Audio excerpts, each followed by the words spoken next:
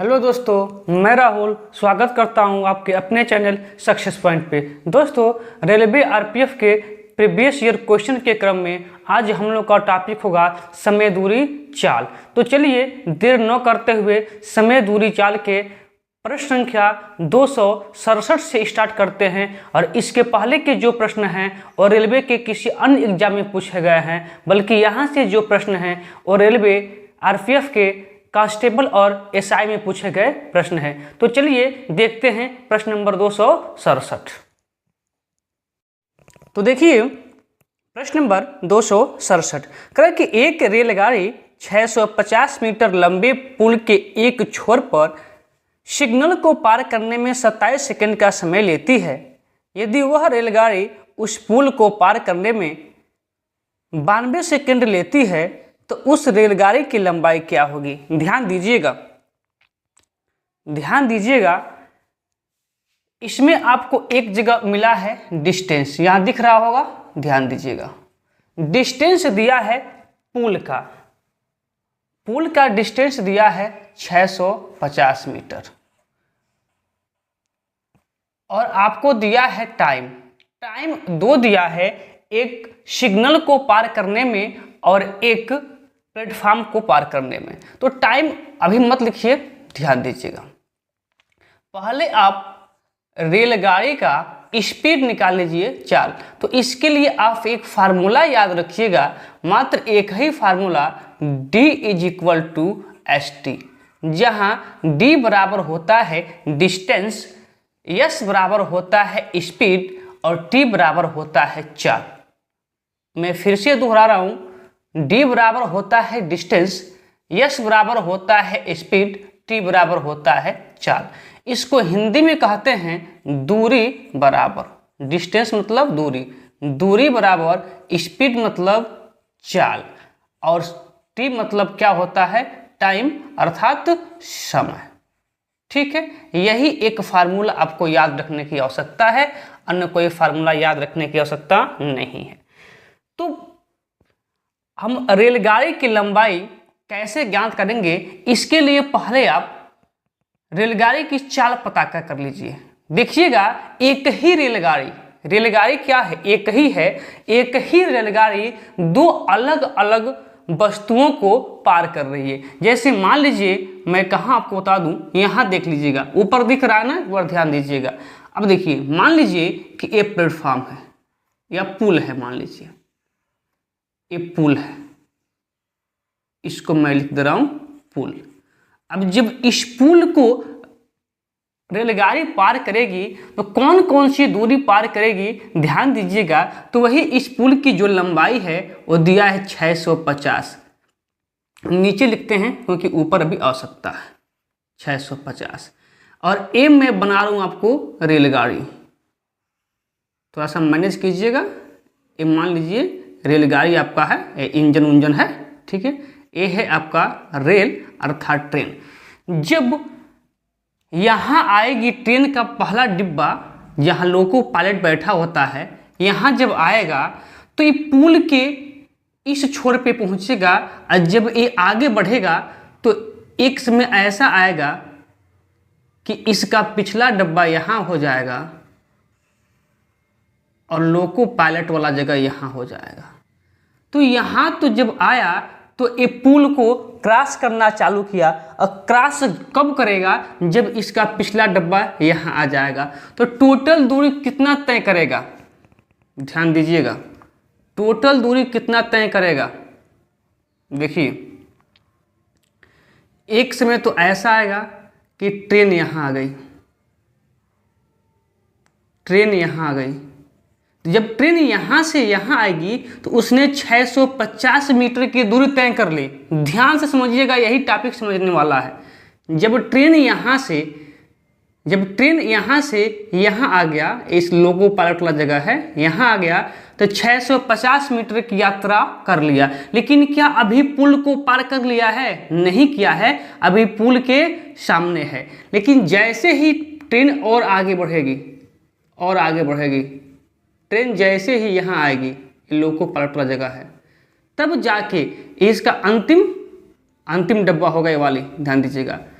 तो जब ट्रेन यहाँ से यहाँ आया था, ट्रेन चलते चलते यहाँ से यहाँ आया था, तो 650 मीटर की दूरी तय कर लिया, लेकिन अभी पुल को पार नहीं किया है। और जब यही फिर ट्रेन चलते चलते यहाँ आ गया, लोको पायलट का डब्बा और यहाँ पीछे वाला, तब कहेंगे कि हाँ अब ये ट्रेन यहाँ से देखिए, अब ये ट्रेन क्या कर ली है, अब ये ट्रेन पार कर ली, अब ये ट्रेन क्या कर ली है, पार कर ली है। तो 650 मीटर की जब दूरी तय किया तो यहाँ था, और प्लस अपनी भी दूरी जितना भी होगा नहीं दिया है तो मान लीजिए x, ये भी दूरी साथ में तय करेगा, तब जाके पुल को पार करेगा। एक और बात याद रखेंगे आप लोग कि कभी भी बिजली का खंभा हो, सिग्नल हो या कोई व्यक्ति हो, इसकी दूरी को कभी रेल पार करती है तो उसकी दूरी हमेशा 0 मानते हैं। सिग्नल हुआ, बिजली का खंभा हुआ, व्यक्ति हुआ, उसकी दूरी हमेशा 0 मानते हैं। तो यहाँ से पहले आप चाल निकाल लीजिए, चाल। इतना बात समझ में आ गया कि पुल को कब पार करेगी, जब वो खुद की दूरी, जितना दूरी ट्रेन का होगा वो पार करेगी ही करेगी, साथ में जो पुल की लंबाई है उसको भी पार करना पड़ेगा। तो देखिए पहले यहाँ से चाल निकालिए। तो आपको हम बताए हैं कि मात्र एक ही फार्मूला याद रखेंगे, D = ST। तो डिस्टेंस अभी एक ही दिया है पुल को पार करने में, तो पुल का डिस्टेंस दिया है 650। या चलिए थोड़ा सा साफ करके थोड़ा सा और बताते हैं। तो देखिएगा, जब एक ही ट्रेन दो अलग अलग वस्तुओं को या स्थान को पार करे तो वहाँ चाल निकालने का थोड़ा सा अलग विधि होता है। चाल बराबर आपका सूत्र होता है, इसी से भी आ जाएगा, इसी का एक संक्षिप्त रूप है, थोड़ा सा मॉडिफाई हुआ है। चाल बराबर दूरी बटा समय। तो दूरी आपको दिया है पुल का 650 और समय आपको 2 दिया है ना, तो इस समय को क्या कर लीजिए, आप घटा लीजिए। एक दिया है 92 और एक दिया है 27। तो 92 में से आप 27 घटा लीजिएगा, 92 में से 27 घटा लीजिएगा। एक क्या हो जाएगा, समय। एक कब होता है, जब एक ही ट्रेन 2 अलग अलग दूरी को तय करता है। तो यहाँ कितना हो जाएगा 650 और घटाएंगे तो कितना हो जाएगा 65। घटाएंगे तो आपको मिल जाएगा 65। जब 65 से इसको काटेंगे तो आपका मिल जाएगा 10 मीटर प्रति सेकंड। ये क्या हो गई, ट्रेन की चाल हो गई। ध्यान से देखिएगा, जब इतना बात समझ में आ गई ना तो प्रश्न सबसे आसान हो जाएगा। यहाँ तक मुझे नहीं लगता है कि किसी कोई को दिक्कत होगा। नहीं दिक्कत है तो देखिए D = ST आपसे एक फार्मूला बताए थे। पूछ रहे कि ट्रेन की लंबाई क्या होगा। देखिए लंबाई हमेशा क्या होता है, योग होता है। दोनों को जो योग होगा, अभी यहाँ बताए थे हम, जो दोनों का योग होगा वही टोटल डिस्टेंस होगा। तो प्लेटफॉर्म की लंबाई कितना है 650 और मान लीजिए रेलगाड़ी की लंबाई कितना है, ये अक्स अभी हमने माना था। अभी यहाँ देखिए S का मान दिया है, स्पीड कितना 10 मीटर प्रति सेकेंड। अभी दूरी कौन सी है, समय कौन सा लेंगे, समय तो 2 दिया है, एक 27 सेकेंड, एक 92 सेकेंड, एक 27 सेकेंड और एक 92 सेकेंड। तो समय कौन सा लेंगे, समय कौन सा लेंगे, तो जो यहाँ दूरी लिए हैं, जो दूरी लिए होंगे वही समय लेंगे। तो दूरी कौन सा लिए हैं, पुल का। तो पुल को पार करने में कितना समय लेती है, तो करें कि पुल को पार करने में 92 सेकेंड का समय लेती है, तो 92, बस जो दूरी वही समय लेंगे। तो यहाँ क्या मिला आपको 600। चलिए यहाँ लिख देते हैं, यहाँ लिख देते हैं। देखिए 650 प्लस x बराबर, जब 92 को 10 में मल्टीप्लाई करेंगे तो मिल जाएगा आपको 920। यानी कि x का मान हमको पता करना है, तो 650 को उधर भेज दीजिए, 920 माइनस 650। तो x बराबर क्या हो जाएगा, जब घटाएंगे तो कितना होगा जी 270 और यही 270 मीटर ट्रेन की क्या हो जाएगी, लंबाई हो जाएगी। चलिए अगले प्रश्न की ओर चलते हैं। अगला प्रश्न नंबर 268 देख लीजिए। कह रहा है कि एक ट्रेन 33 मीटर प्रति सेकंड की गति से चलती है और वह एक सिग्नल को 11 सेकंड में पार कर लेती है, तो ट्रेन की लंबाई ज्ञात कीजिए। देखिए वही फार्मूला जो आप लोगों को हम बताए हैं कि d बराबर एस टी। देखिए डिस्टेंस क्या हो जाएगा, तो जिसको वह ट्रेन पार करती है वह दूरी और प्लस साथ में अपनी भी दूरी, यानी कि जब पार करेगी तो वह दोनों दूरी तय करेगी। जितनी दूरी ट्रेन की होगी वो भी तय करेगी और जितनी दूरी की वह वस्तु होगी उसकी भी दूरी तय करेगी। लेकिन एक कंडीशन भी बताए हैं कि कभी भी व्यक्ति की दूरी, बिजली के खंभे की दूरी या किसी सिग्नल की दूरी हमेशा क्या होता है, शून्य माना जाता है। तो डिस्टेंस किसको पार कर रही है, सिग्नल को। किसको पार कर रही है, सिग्नल को। तो मान लीजिए ट्रेन की लंबाई हमसे पूछ रहा है, ट्रेन की लंबाई ज्ञात कीजिए। तो मान लीजिए ट्रेन की लंबाई क्या होगी, x। सिग्नल को पार कर रही है तो प्लस में सिग्नल की लंबाई क्या मान लेते हैं, 0 मान लेते हैं, बराबर स्पीड दिया है कितना, तो 33 मीटर प्रति सेकेंड दिया है, 33 मीटर प्रति सेकेंड। टाइम दिया है आपको 11, टाइम दिया आपको कितना, 11 सेकेंड। तो यहाँ तो 0 जोड़ेंगे तो वही होगा और 33 में 11 का मल्टीप्लाई करेंगे तो कितना हो जाएगा आपका, 363।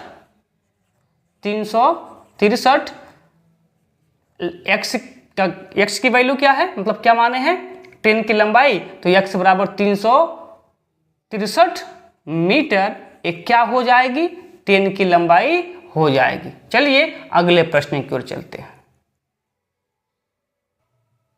अगला प्रश्न देखिए, प्रश्न नंबर 269 करें कि एक रेलगाड़ी 650 मीटर लंबे पुल के एक छोर पर सिग्नल को पार करने में 40 सेकंड का समय लेती है। यदि रेलगाड़ी पुल को 105 सेकंड में पार करती है तो रेलगाड़ी की लंबाई ज्ञात कीजिए। देखिए अभी जो आपको 267 नंबर हमने प्रश्न बताया है, सेम प्रश्न वही है, बस थोड़ा सा अंकों का अंतर हो गया है। तो आपको हम पहले बता दिए हैं कि आप पहले इसका चाल पता कर लीजिए। जब एक ही ट्रेन दो अलग अलग वस्तुओं को पार करती है तो चाल ज्ञात करना आसान हो जाता है। चाल बराबर होता है दूरी बटा समय।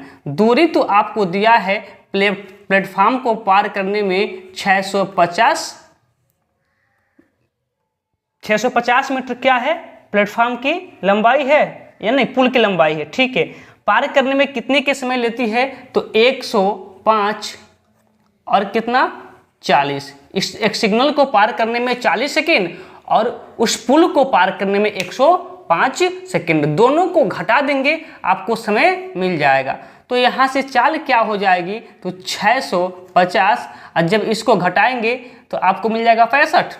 हाँ 65, तो 65 से 65 कट जाएगा, क्या मिल जाएगा आपको, 10 मीटर प्रति सेकेंड। एक क्या हो गई, ट्रेन की चाल हो गई। हमसे पूछा है कि ट्रेन की लंबाई ज्ञात कीजिए, तो मान लीजिए कि ट्रेन की लंबाई क्या हो जाएगा, ट्रेन की लंबाई x मान लीजिए।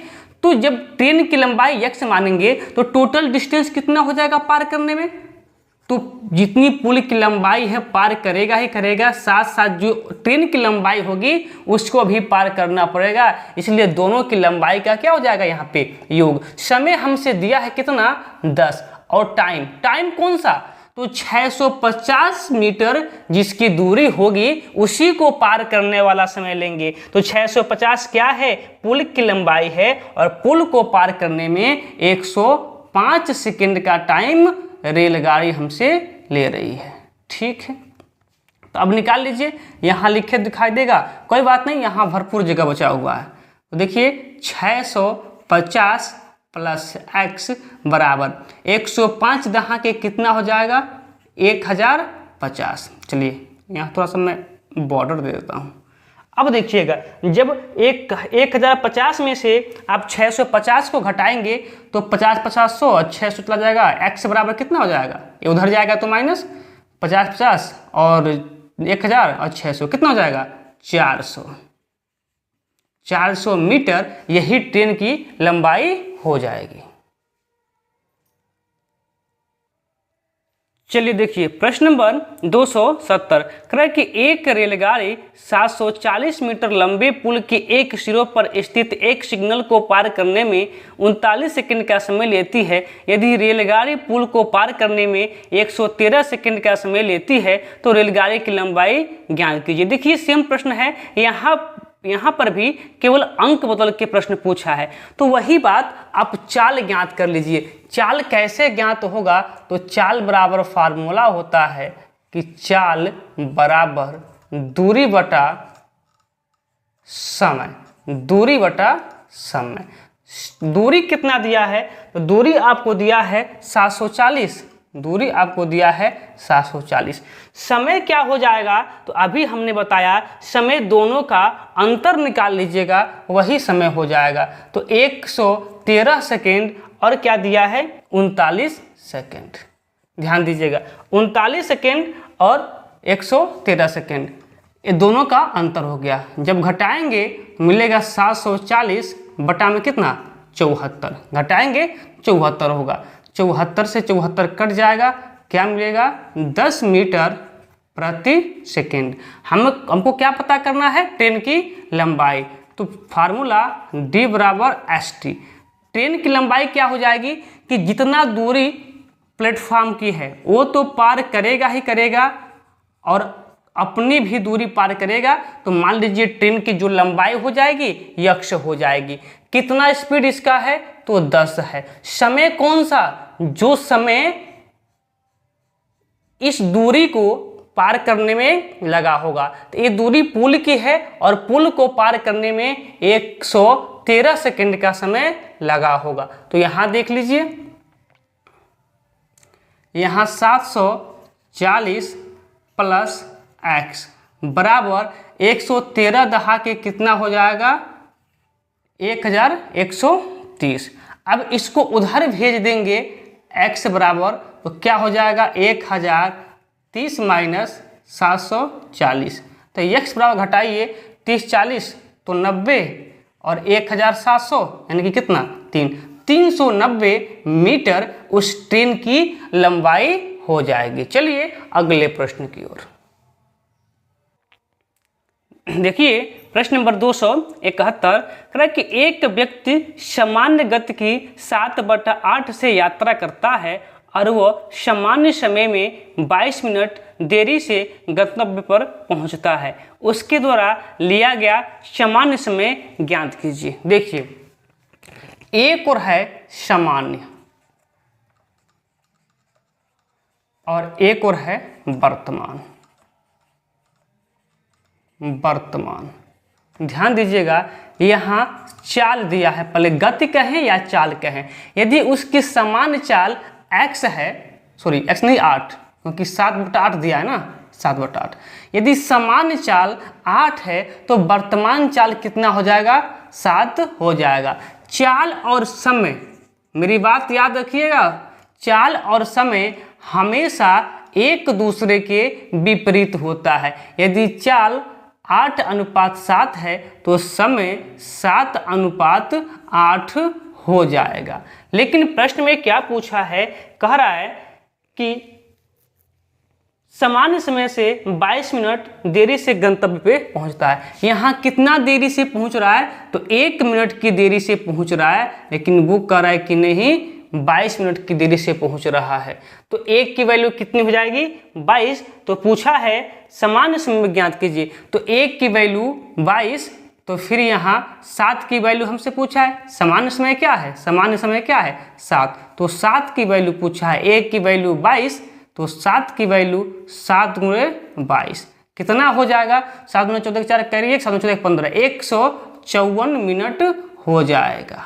154 मिनट हो जाएगा। ऑप्शन में दिया है, हाँ ऑप्शन नंबर बी क्या है इसका सही आंसर हो जाएगा। चलिए अगले प्रश्न की ओर।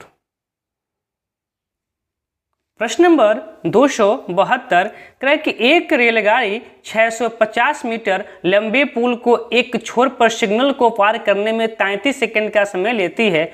यदि वह रेलगाड़ी उस पुल को पार करने में 98 सेकंड लेती है तो रेलगाड़ी की लंबाई क्या होगी। देखिए सेम प्रश्न था, इस पे हमने 2 प्रश्न करा दिया, लेकिन चलिए इस प्रश्न को भी देख लेते हैं। कराए कि एक रेलगाड़ी है जो 650 मीटर लंबे पुल के एक छोर पर सिग्नल को पार करने में 33 सेकंड का समय लेती है। यदि वह रेलगाड़ी उस पुल को पार करने में 98 सेकंड का समय लेती है, तो आप चाल निकाल सकते हैं ना। अभी हम बताए हैं कि एक ही रेलगाड़ी जब दो अलग अलग वस्तुओं को पार करे तो, और वो भी अलग अलग समय में, तो चाल बराबर क्या होता है?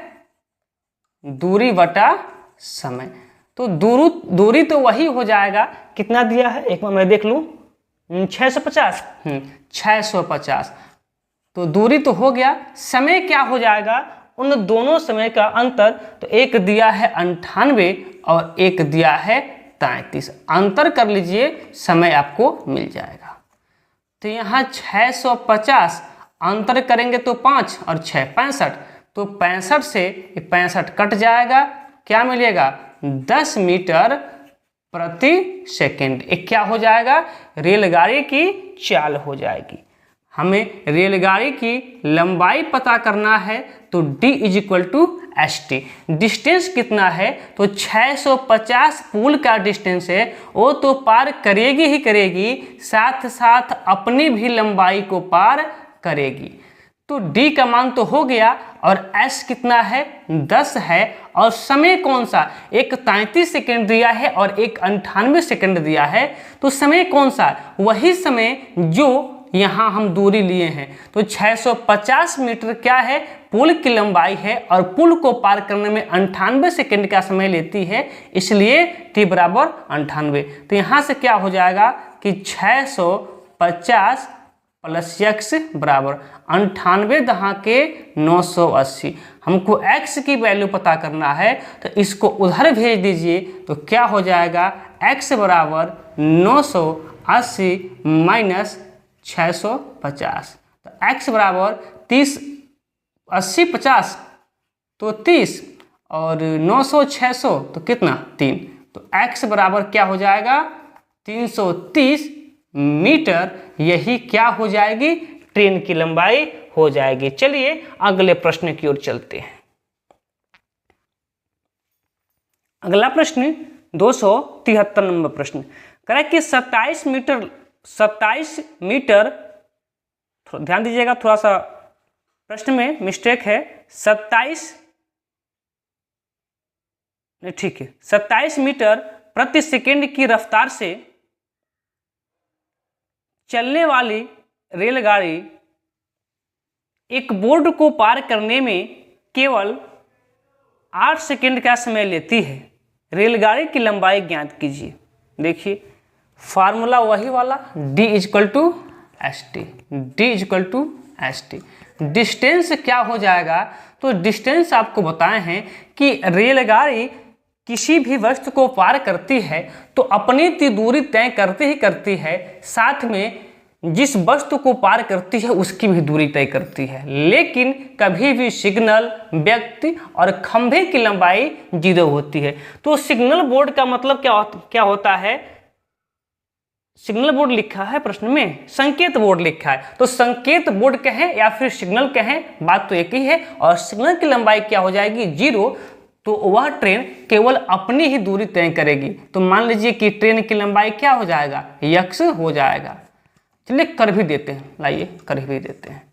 मान लीजिए ट्रेन की लंबाई x और संकेत बोर्ड है, इसकी लंबाई 0 हो जाएगी, आपसे बताए हैं, ठीक है। और s दिया है, चाल दिया है 27 मीटर प्रति सेकंड, और कितना सेकंड में पार कर लेती है, तो समय भी आपको दिया है। कितना सेकंड दिया है? 8 सेकंड दिया है। कितना? 8 सेकंड, ठीक है। तो जब ट्रेन की लंबाई x है और सिग्नल की लंबाई 0 है, दोनों को जोड़ेंगे तो x मिल जाएगा। और 27 वाट है, कितना होगा? 27 वाट है 216, 27 वाट है 216, इतना ही मीटर ट्रेन की लंबाई हो जाएगी। चलिए अगले प्रश्न की ओर। अगला प्रश्न नंबर 274 करें कि एक व्यक्ति सामान्य गति की 5/6 गति से यात्रा करता है। वह सामान्य समय में 33 मिनट देरी से गंतव्य पर पहुंचता है उसके द्वारा लिया गया सामान्य समय क्या होगा। देखिए, एक साइड लिख लीजिए सामान्य, सामान्य, और एक साइड लिख लीजिए वर्तमान, वर्तमान, वर्तमान। देखिए, और पहले तो चाल दिया है, कितना दिया है, तो सामान्य चाल का 5/6, 5/6।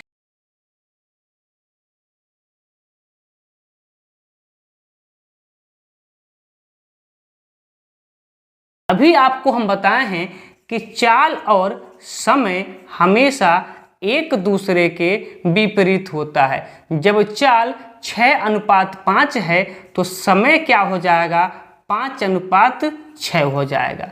तो कितना देरी से पहुंचेगा, पहले वो 5 घंटा में या 5 मिनट में पहुंचता है, तब वो 6 मिनट में पहुंचेगा। कितना देरी से पहुंचेगा, तो 1 मिनट देरी से पहुंचेगा। लेकिन बुक में कह रहा है कि नहीं, 33 मिनट देरी से पहुंचता है। तो 1 की वैल्यू 33। तो पूछा है कि सामान्य समय क्या होगा। हाँ, सामान्य समय क्या होगा, तो सामान्य समय क्या है 5, तो फिर 1 की वैल्यू 33, तो 5 की वैल्यू निकाल लीजिए, क्या हो जाएगा 33 × 5, अर्थात कितना, 5 नहीं 15 के 5 हाथ से ले, 5 नहीं 15 16, 165 मिनट, 165 मिनट यही आपका सामान्य समय हो जाएगा। ऑप्शन में दिया है, ऑप्शन नंबर 165, हाँ ए पे दिया है, तो ए विकल्प आपका सही हो जाएगा। चलिए अगले प्रश्न की ओर चलते हैं।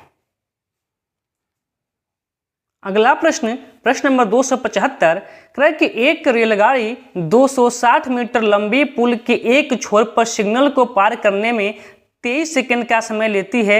यदि रेलगाड़ी पुल को पार करने में 49 सेकंड का समय लेती है तो रेलगाड़ी की लंबाई ज्ञात कीजिए। देखिए, अभी सेम पैटर्न पे 2, 3 या 4 प्रश्न हमने करवा दिया है, तो इस प्रश्न को हम छोड़ते हैं। ये प्रश्न आपका होमवर्क होगा और अच्छे से देख के आप इस प्रश्न का उत्तर हमें कमेंट बॉक्स में देंगे। तो चलिए आज के लिए इतना ही, फिर अगले क्लास में जो एसआई में पूछेंगे प्रश्न हैं उनको हम कल के क्लास में कवर करवा देंगे। तो चलिए आज के लिए बस इतना ही।